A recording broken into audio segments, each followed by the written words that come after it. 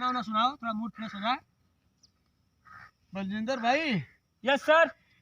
यार एक कोई हिंदी गाना बढ़िया वाला सुनाओ।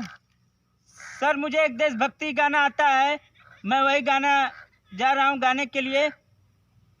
मेरा मुल्क मेरा देश मेरा ये वतन, शांति का उन्नति का प्यार का चमन, इसके वास्ते निसार है मेरा तन मेरा मन, ऐ वतन ऐ वतन ऐ वतन, जाने मन जाने मन जाने मन। मेरा मुल्क मेरा देश मेरा ये वतन, शांति का उन्नति का प्यार का चमन, इसके वास्ते निसार है मेरा तन मेरा मन। कल के जो सपने टूटने लगे हैं, आंसुओं के मोती बिखरने लगे हैं, जश्न होगा जिंदगी के होंगे सब मगन, होंगे सब मगन, इसके वास्ते निसार है मेरा तन मेरा मन, ऐ वतन ऐ वतन ऐ वतन, जाने मन जाने मन जाने मन। बहुत अच्छा गाना गा भाई। अरे यादव जी थोड़ा अपना वाला सुना दो, भोजपुरी सॉन्ग, मीठा सॉन्ग। भोजपुरी?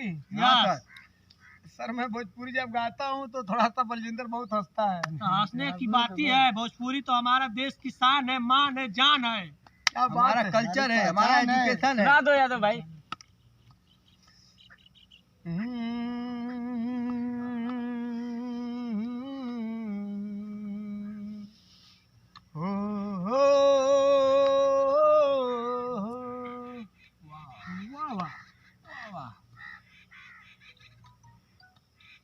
एक मेहरारू बिया और अपने सैया जी के जो हतिया कमाए गए हम भरा आवे में अब बहुत लेट करता तो कहतिया का कहतिया हो कैसे कहतिया, और दई के जवानी में,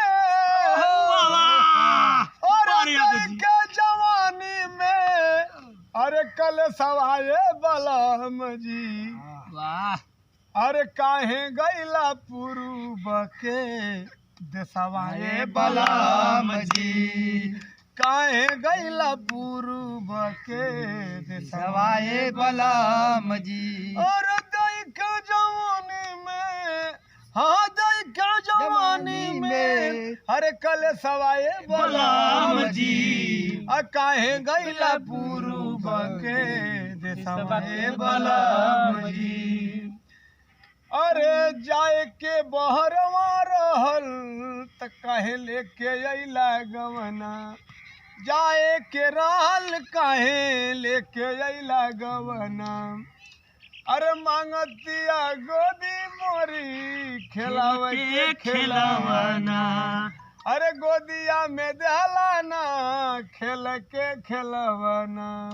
आओ और दाइल बिरहिनी आके, वाह वाह वाह यादव जी, और दाइल बिरहिनी आके भेसवाए बलम जी, अरे त काहे गैला पूर्व के देशवाए बलम जी, काहे गैला पूर्व के देशवाए बलम जी।